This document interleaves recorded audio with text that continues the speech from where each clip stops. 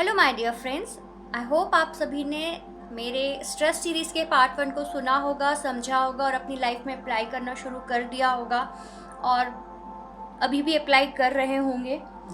तो चलिए इस पार्ट 2 में मैं आपको एक नए लेवल पे लेके जाती हूँ। लास्ट पार्ट 1 में मैंने कुछ क्रॉनिक डिजीज़ को डिस्कस किया था आपसे। अब मैं आपसे कुछ इसके साइंस, सिम्टम्स और हेल्थ प्रॉब्लम्स को डिस्कस करती हूँ और फिर एक टेक्निक बताती हूँ। जिस इन सब को डिस्कस करने का मतलब ये है जिससे आप अपनी खुद की परेशानियों को समझ पाएँ कि आप में क्या प्रॉब्लम चल रही है आपकी बॉडी में। बिकॉज स्ट्रेस के सीरीज़ के पार्ट 1 में मैंने आप लोगों से पूछा था कि आपको कोई क्वेरीज़ या डाउट हो तो आप मुझे पूछें। तो कुछ लोगों के क्वेरीज़ आए थे मेरे पर्सनल विंडोज़ पे व्हाट्सएप के, और कुछ कॉल्स करके भी लोगों ने मुझसे पूछा कि डे टू डे लाइफ में वो क्या प्रॉब्लम फेस करते। तो आई होप ये प्रॉब्लम्स को जब मैं डिस्कस करूँगी, आपके साइंस और सिम्टम्स को, तो आप इजीली समझ पाएंगे। और जो मैं टेक्निक दे रही हूँ आगे, आप पूरा वीडियो एंड तक सुनेंगे तो आपको वो टेक्निक भी मिलेगी, तो आपको समझ में आएगा कि उससे हम कैसे ओवरकम कर सकते हैं अपनी लाइफ में, कैसे अप्लाई करना है। अभी तो हमने सिर्फ स्ट्रेस वर्ड को डिक्शनरी से हटाया है और लास्ट वीडियो में मैंने भी बहुत ज़्यादा बोला है। अब मैं उस नाम को कम यूज़ करना चाहती हूँ। और चलिए आगे बढ़ते हैं। तो सबसे पहले हम बात करते हैं हेल्थ प्रॉब्लम्स के बारे में। हेल्थ प्रॉब्लम हमारे होते हैं डिप्रेशन, एंजाइटी, या सेकंड बोलूँ तो पेन ऑफ एनी काइंड। जो भी हमारी बॉडी में जैसे पेन होता है, किसी लोगों को शोल्डर में पेन होता है, किसी को बैक में पेन होता है, किसी को हेड में काफ़ी पेन होता है, किसी को लेग्स में होता है, अर्थराइटिक्स जिसे बोलते हैं, घुटनों में दर्द होने के कारण। किसी किसी के तो घुटने इतने ख़राब होने लगते हैं कि सर्जरी करानी पड़ती है। किसी को बैक में प्रॉब्लम होती है, बैठ नहीं पाते हैं। तो ये सारी जो प्रॉब्लम है वो कोई ना कोई चीज़ का स्ट्रेस लेने के कारण हमें ये बॉडी में सिम्टम्स आना शुरू होते हैं। किसी को जैसे नींद नहीं आती है रात में, लोगों को काफ़ी प्रॉब्लम होती है कि मुझे नींद नहीं आती है, मुझे मेडिसिन लेनी पड़ती है, या मैं बेचैन रहती हूँ, मुझे सपने आते हैं, या कुछ ऐसा काफ़ी कुछ प्रॉब्लम्स मैं सुनती हूँ डे टू डे अपनी लाइफ में जब लोग मुझसे कंसल्ट करते हैं। कुछ डाइजेस्टिव प्रॉब्लम्स होती है, गैस्ट्रिक प्रॉब्लम्स होती हैं, स्किन कंडीशंस होना शुरू हो जाती है लोगों को, जैसे एक्जिमा जैसे प्रॉब्लम शुरू हो जाते हैं स्ट्रेस ज़्यादा लेने पे। हार्ट डिजीज़ हो जाती हैं, वेट प्रॉब्लम होती है, कुछ लोगों का वेट नहीं बढ़ता तो किसी का वेट बिल्कुल लूज़ होने लग जाता है। रिप्रोडक्टिव इश्यूज शुरू हो जाते हैं। इवन कुछ लोगों की तो मेमोरी रिलेटेड प्रॉब्लम होती है, उनकी सोचने समझने की क्षमता कम होने लग जाती है। तो ये ऐसे कुछ सॉरी हेल्थ प्रॉब्लम्स हैं जो लोग फेस करना शुरू कर जाते हैं। अब कुछ लोग जो बहुत ज़्यादा ओवरलोड हो जाते हैं स्ट्रेस से, उनके साइंस और सिम्टम्स क्या हैं उनकी बात करूं तो उसको मैंने कुछ कैटेगरी में बांटा है। 4 कैटेगरी है मेरे पास। नंबर 1 कैटेगरी की अगर मैं बात करूं तो उसको मैं बोलती हूँ कॉग्निटिव सिम्टम्स।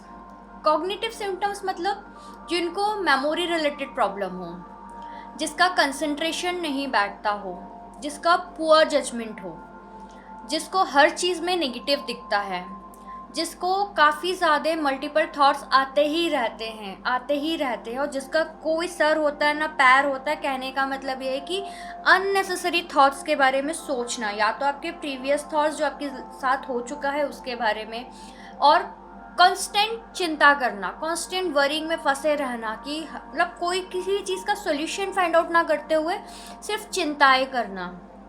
तो ये सारी जो सिम्टम्स हैं वो हमारे ओवर स्ट्रेस के कारण होते हैं, जिसे हम कॉग्निटिव सिम्टम्स बोलते हैं।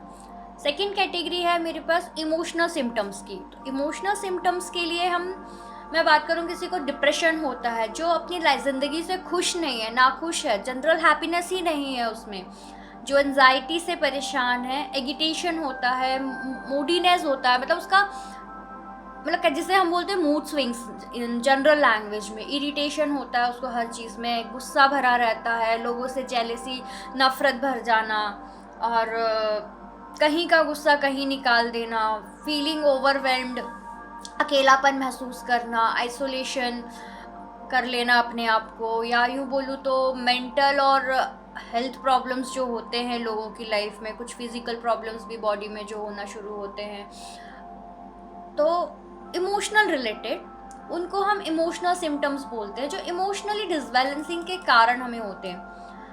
अब नेक्स्ट कैटेगरी है हमारे पास फिज़िकल सिम्टम्स की। तो फिज़िकल सिम्टम्स मतलब किसी भी तरीके का, जैसे मैंने बताया कि पेन होना, दर्द होना हमारे शरीर में, तो वो फिज़िकल सिम्टम्स में होता है। जब हमारे बॉडी में कॉग्निटिव सिम्टम्स और इमोशनल सिम्टम्स बढ़ जाते हैं तो वो फिज़िकल फॉर्म में बाहर आने लगते हैं, हमारे शरीर पे इम्पैक्ट करने लगते हैं। डायरिया का प्रॉब्लम, कॉन्स्टिपेशन का प्रॉब्लम, डिजीनेस होना, नौशिया होना, चेस्ट में पेन होना, रैपिड हार्ट रेट, मतलब आपकी जो हार्ट बीट्स है वो कभी कभी बहुत ज़्यादा बढ़ जाना कभी होता है, या सांस लेने में प्रॉब्लम होना, कोई फ्लू होना, फ्रिक्वेंटली कोल्ड हो जाना, बहुत ज़्यादा गले में खराश हो जाना, महीनों महीनों तक खराश चलना आपको, तो ये सब आपके स्ट्रेस के कारण होती हैं ये सारी प्रॉब्लम्स। और कुछ होते हैं, अब जो फोर्थ कैटेगरी है मेरी, the last one, this is behaviour symptoms. Behaviour symptoms मतलब ईटिंग रिलेटेड, लाइक कभी कभी बहुत ज़्यादा खाना खाना। कुछ लोग कहते हैं मुझे परेशानी, इतना स्ट्रेस हो रहा है लाइफ में लेकिन स्टिल मैं बहुत ज़्यादा खा रहा हूँ। This is the reason of overload stress. तो कुछ लोग खाना बहुत ज़्यादा खाने लगते हैं, कोई लोग का खाना कम हो जाता है, उनकी डाइट कम हो जाती है। कोई लोग बहुत ज़्यादा सोते हैं तो कुछ लोग कम सोना शुरू कर देते हैं। कुछ लोग जो होते हैं वो अपनी रिस्पॉन्सिबिलिटीज़ को नेग्लेक्ट करने लगते हैं, प्रोक्रास्टिनेशन की कैटेगरी में आ जाते हैं। अपने काम, अपने ऊपर जो रिस्पॉन्सिबिलिटी उनको करना चाहिए वो नहीं ले पाते, तो ये उनके बिहेवियर में दिखने लगता है कि उनको स्ट्रेस ओवरलोड हो गया है। तो आप ये नहीं कह सकते किसी को देख के कि वो अपनी रिस्पॉन्सिबिलिटी प्रॉपरली नहीं कर रहा है, कहीं ना कहीं वो स्ट्रेस से ओवरलोड हो गया है। आपको जज नहीं करना चाहिए कभी किसी पर्सन को। या फिर लोग अल्कोहल लेने लगते हैं, सिगरेट पीने लगते हैं, किसी भी टाइप का ड्रग्स एडिक्ट जो हो जाते हैं, उनके ये बिहेवियर सिम्टम्स होते हैं। आपका जो नर्वस हैबिट्स हैं वो सारी बिहेवियर सिम्टम्स में बाहर आने लगती हैं, and it's all like because of over stress. तो हम अपनी कैटेगरी को का किस लेवल में हम आते हैं, हमारे बॉडी में इम्पैक्ट होने लगा है, हमारे बिहेवियर में इम्पैक्ट होने लगा है, हमारा इमोशनल कैसा बिहेवियर है, हमारा कॉग्निटिव सिम्टम्स हमारा कैसा है, तो इन सब के हम इजीली फाइंड आउट कर सकते हैं कि हमको कहाँ पे वर्कआउट करना चाहिए। अब इनके बारे में और ना ज़्यादा बात करते हुए मैं थर्ड टॉपिक में इसके कुछ और मतलब कॉमन एक्सटर्नल कॉजेज़ क्या होते हैं और इंटरनल कॉजेज़ क्या होते हैं उसके बारे में बात करूँगी। बट उसके पहले मैं इन सब चीज़ों से लेके आपको एक प्रैक्टिस देती हूँ फॉर सम डेज़, आप उसको फॉलो कीजिए। मेरी प्रैक्टिस के लिए मैं एक छोटा सा डीप ब्रीथ इन का प्रैक्टिस दे रही हूँ यहाँ पे। यूजुअली बहुत लोग करते भी होंगे और जो लोग नहीं करते उनको करना चाहिए। अब यहाँ आप ध्यान से सुनिए, डीप ब्रीथिंग कैसे करना है। कोई भी जगह पे आप स्ट्रेट बैठ जाए, आपका जो बैकबोन है वो एकदम स्ट्रेट होना चाहिए, एकदम कंफर्टेबल पोजीशन पे बैठ जाइए। आपका जो लेफ्ट हैंड है वो आपके चेस्ट पे होना चाहिए और जो राइट हैंड है वो आपके स्टमक पे होना चाहिए। ध्यान से सुनिएगा। और आपको अपनी नाक से सांस लेनी है। जब आप सांस अंदर लेंगे, जब आप ब्रीथ इन करेंगे तो आपका जो हैंड है वो थोड़ा सा ऊपर उठेगा स्टमक से, और जो चेस्ट का हैंड है वो थोड़ा सा मूव करेगा, वेरी लिटिल, थोड़ा सा मूव करेगा। और जब आप सांस को छोड़ेंगे तो आपका जो सांस आपको मुंह से छोड़ना है। जब आप सांस को छोड़ेंगे तो इस तरह से छोड़िएगा कि जितना ज़्यादा आप रिलैक्स कर सकते हैं, इस टाइप का आपका साउंड होना चाहिए मुंह से। तो जब आप आपकी ब्रीथ को पुश आउट करेंगे तो आपको कैसे फील करना है कि आपका जो एब्डोमिनल मसल्स हैं वहाँ से बाहर निकलना शुरू हुई है सांस, और आपका जो हाथ स्टमक पे है वो थोड़ा सा मूव करेगा, और जो आपका दूसरा हाथ आपके चेस्ट पर है वो थोड़ा सा और मूव करेगा। और इस तरह से काउंट रख लीजिए। आपको 10 ब्रीथ इन ब्रीथ आउट्स करने हैं या 5 करने हैं या 3 करने हैं। इनिशियल लेवल पे आप 3 से स्टार्ट कर सकते हैं, बट ड्यूरेशन बढ़ाइएगा धीरे धीरे, 10 मिनट्स 15 मिनट्स का। 20 मिनट्स का, तो उससे आपका स्ट्रेस जो है वो कम होना शुरू हो जाएगा। आपको याद रखिएगा, नाक से सांस लेनी है हर ब्रीथ इन में, और ब्रीथ आउट में आपको मुंह से सांस को छोड़ना है।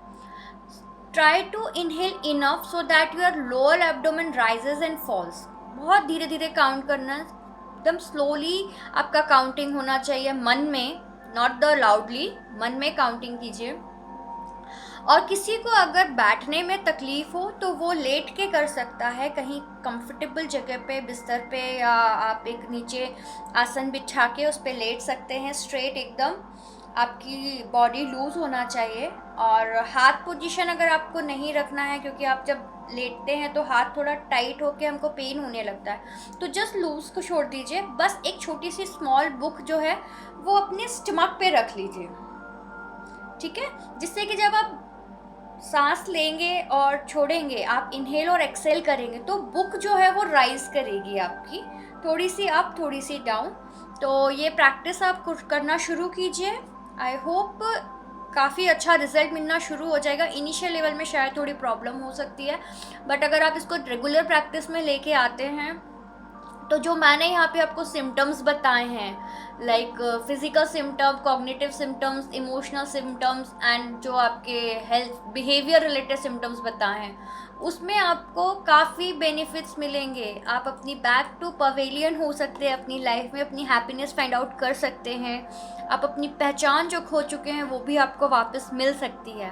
तो एक छोटी सी टेक्निक है, सिंपल डीप ब्रीथ इन ब्रीथ आउट की। नेक्स्ट सीरीज़ में, नेक्स्ट पार्ट में, not the series, stress series में ही पार्ट 3 में मैं आगे कंटिन्यू करूँगी। अगर आपको इससे रिलेटेड कोई भी क्वेरीज़ हो, कोई क्वेश्चन हो मेरे से पूछने के लिए, और कोई ऐसा पर्टिकुलर सिचुएशन हो जिसको आप हैंडल नहीं कर पा रहे हो, आई होप वैसे तो अभी मेरे ख्याल से जो मैंने डिफिनेशन दी हुई है आपको सिम्टम्स की, उससे आप फाइंड आउट कर पाओगे।